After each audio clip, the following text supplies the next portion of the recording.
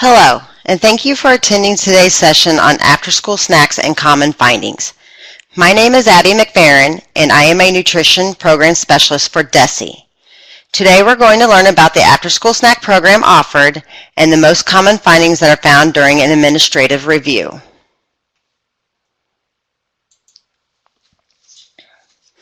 First, I would like to discuss and give a description of the after-school snack program. The after-school snack program provides a reimbursement snacks to children through the age 18 who participate in programs organized to provide after-school care. Now, with that being said, there are special circumstances that, just like any other program, we are aware that schools have special needs students, and some of these students could be over the age of 18. So if the student is a special needs student over the age of 18, still attending your school, and is participating in the after-school snack program, then they are eligible for reimbursement.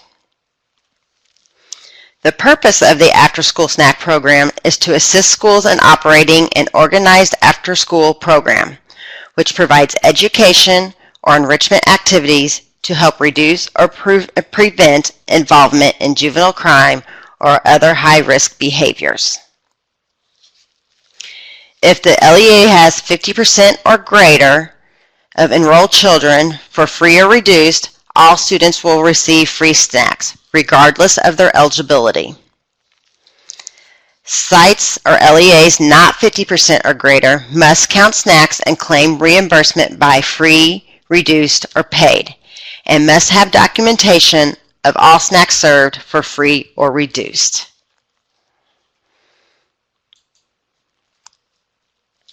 The access procedures for the after-school snack program is very simple. The department, which is DESE, provides the LEAs with applications in August. The applications may be turned in any time during the school year. So to be clear, the LEAs do not have to join the after-school snack program at the beginning of the year.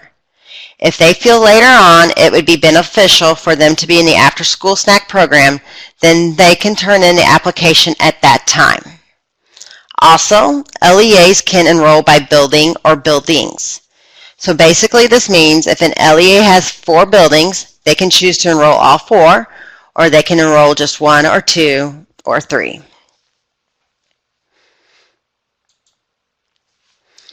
There are 2 requirements in order to be allowed in the after-school snack program. The first requirement is the school has to participate in the National School Lunch Program, and the second is they have to sponsor or operate an after-school care program.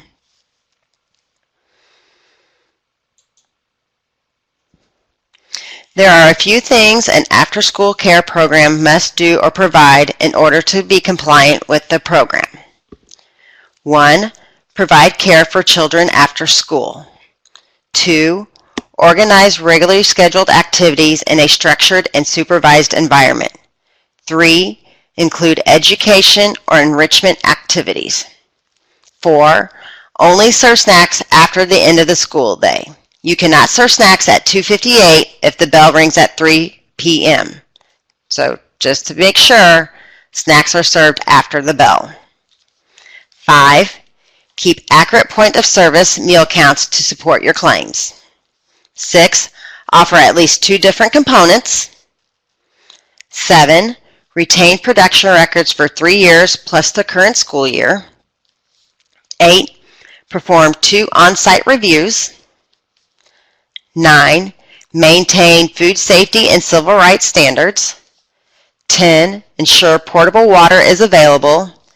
And last, offer versus serve is not available for the after-school snack care program.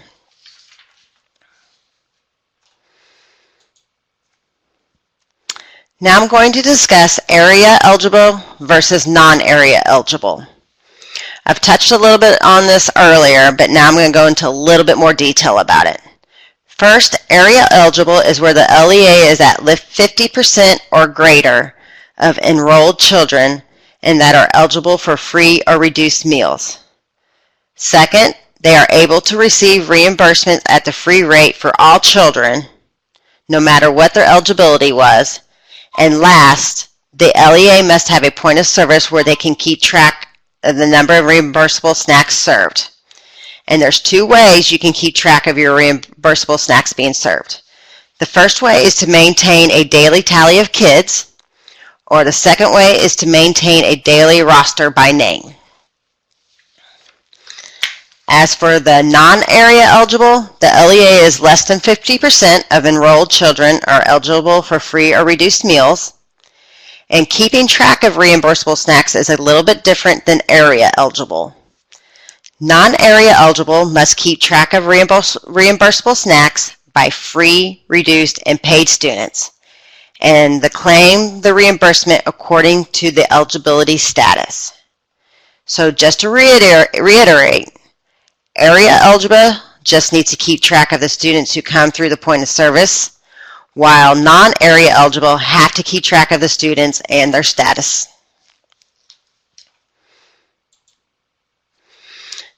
This is just to show you what the reimbursement rates are for the different benefits. So free is 91 cents, reduced is 45 cents, and paid is 8 cents.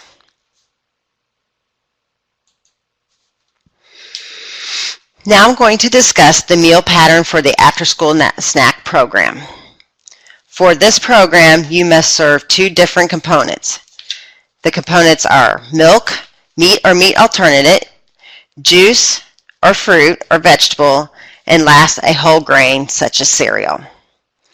Also, all components must meet the required serving size.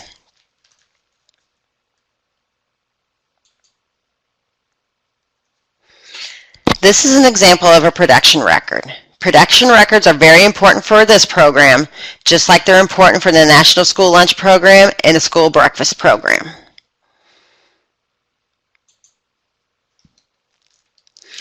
Production records for the after-school snack program must be completed daily. They need to show the meal components and or the food that was served, and it also must have the portion size on it. As mentioned before, you must retain these records for 3 years, plus the current school year. If you're not sure where to find production records, we do have them available on our DESE website.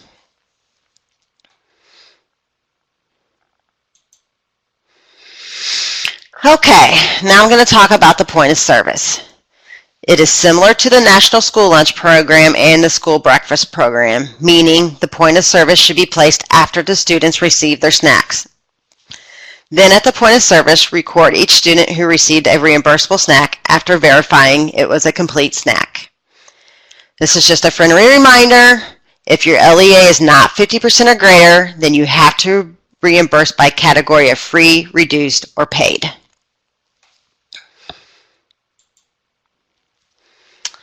What are nutrition program specialists looking for during an administrative review when it comes to the after-school snack program?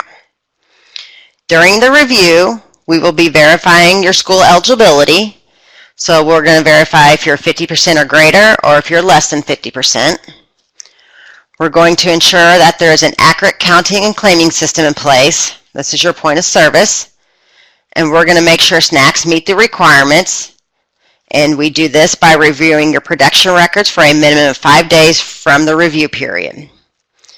We will confirm the LEA monitors activities 2 times per year and is filling out the review form each time. And last, we will review documentation or snack observation, or we may choose to do both, which is documentation and snack service observation. Your nutrition program specialist will let you know before the review if they are going to do one or both.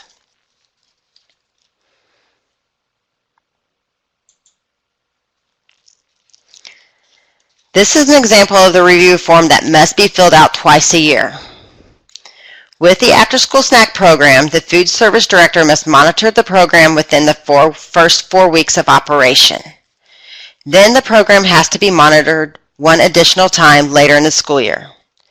Just like our production records, you can find our review forms on our DESE website.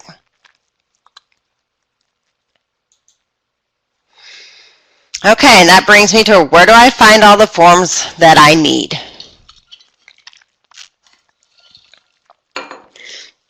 First, go to the website www.desi.mo.gov. Once you're on that page, go to the third box that says Administrators.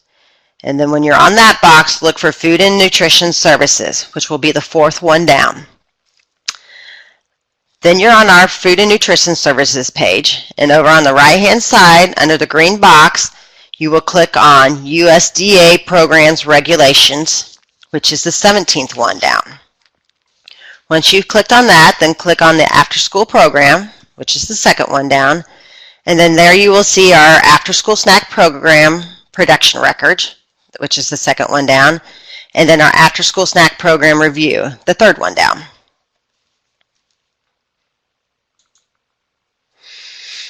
Okay, just like every other program, there are certain questions that keep coming up, so I thought I would address those questions and then hopefully it will answer some of yours. Question 1. Is licensing required for an after-school care program? The answer is no, unless there is a state or local requirement. As for Missouri, there is no state or local requirement. Question 2. May a morning or afternoon snack served in a Head Start program be claimed under the National School Lunch Program After School Snacks Service? The answer to this is no. The Head Start program is not an after-school care program. Question 3. May schools that already claim suppers under CACFP also claim after-school snacks through the NSLP, National School Lunch Program? The answer is yes, as long as they meet the eligibility criteria for the after-school snack program.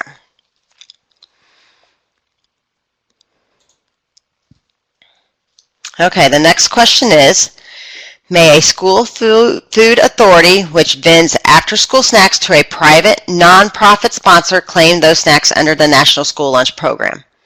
No, they can only be claimed under the sponsor under CACFP.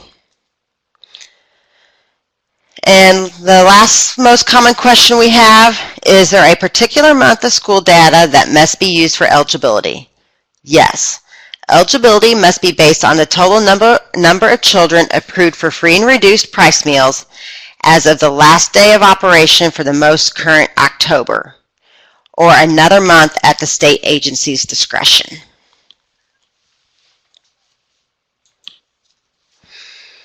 Okay, now for the fun stuff and what everybody's been waiting for.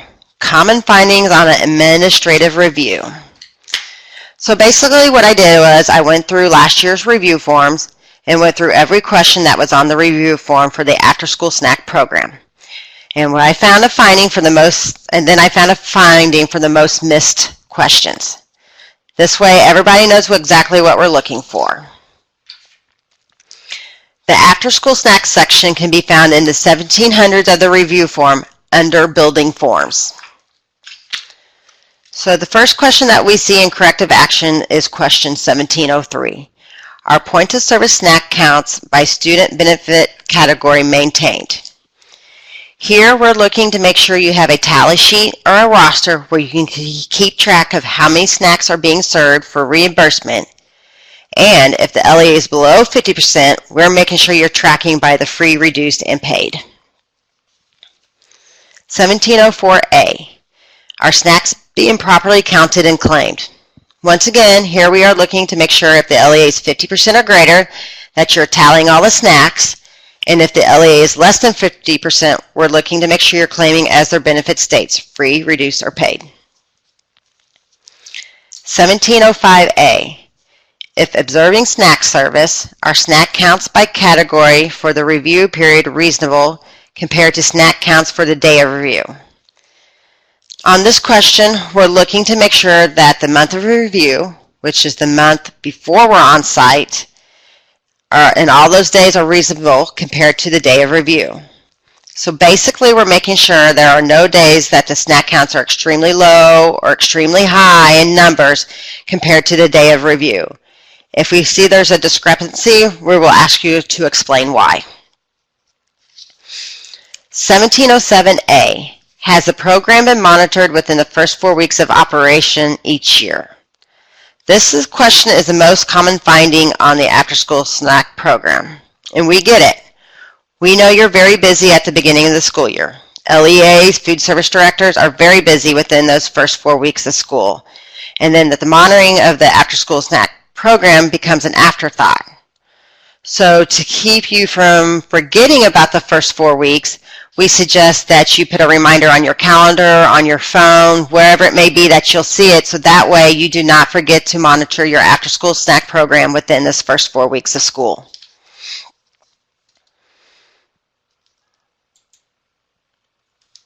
Okay, 1709. Are snacks properly prepared, held, served, and stored within proper food safety practices? Basically here, we are making sure you're following your LEA's HACCP and food safety plans. So if you have snacks that are not prepackaged, we will be looking to make sure your staff's wearing gloves or whatever proper attire it may be. Maybe they need to have a hat on or something so hair's not in their food. We will also make sure your temperature on your milk and the juice is the appropriate temperature. We're going to make sure everything's stored in the proper places and not on the ground. So basically stuff like that. 1710. Is the USDA FNS approved non-discrimination poster prominently displayed and visible to program participants? This is the other most common finding on an administrative view. Sometimes schools have their after-school program in a classroom or maybe in the gym where the non-discrimination poster is not posted and they do not realize they need it posted for the after-school snack program. If your after-school snack care program is not in the cafeteria or where they serve lunch, then you need to make sure wherever your aftercare program is located that they have the USDA NFS non-discrimination statement posted. Okay. The other one we have is record the number of snacks counted or claimed for reimbursement that were missing meal components from the day of review and or from review period. On this, we are looking to see you have 2 different meal components and that the correct portions for both the day of review and the monthly review are correct. So this is where we're going to be reviewing your production records and going through and making sure everything looks correct. Okay, question 1706 I have saved for last since there's 3 parts to it. 1706A, production records are completed daily and maintained for a minimum of 3 years plus the current school year. As stated before, production records have to be filled out daily and with all the correct information on them. 1706B, do production records list each meal component and reflect the planned portion sizes meet the meal pattern component requirements? We want to see what is being served on the production records, including the component and the portion sizes. 1706C, does it appear that each snack claim for reimbursement met the 2 components per student requirement? So once again, we're just making sure you're serving 2 components and those 2 components are different. But I want to clarify the 2 different components. So you could have a milk and a juice, or you could have cereal and carrots because they're still 2 different components. What you cannot do is have 2 of the same drink items or 2 of the same food items, like carrots and carrots or milk and milk.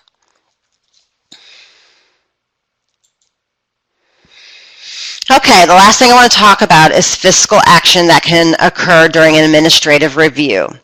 There are 2 ways you can receive fiscal action. Those 2 ways are 1, serving incomplete snacks, and 2, serving to non-eligible. So first, serving incomplete snacks.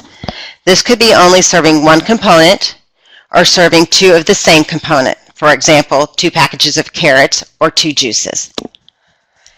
The other fiscal action that can occur is when you serve to non-eligible people. What is considered non-eligible? Anyone who is over the age of 18 and still not attending that school. So this could be a teacher, a parent, or anybody who is running the after-school snack program. The other non-eligible type is any student who does not meet the age requirement or does not go to that LEA. For example, if a sibling comes in to pick up his or her sister, but they attend a different LEA, they cannot receive a snack. Okay, we've come to the end of this webinar. I hope you found it very helpful, and I hope you've learned a lot. If you have any questions, please feel free to reach out to me at 573-751-6638, or you can email me at abby.mcferrin@desi.mo.gov. Thank you.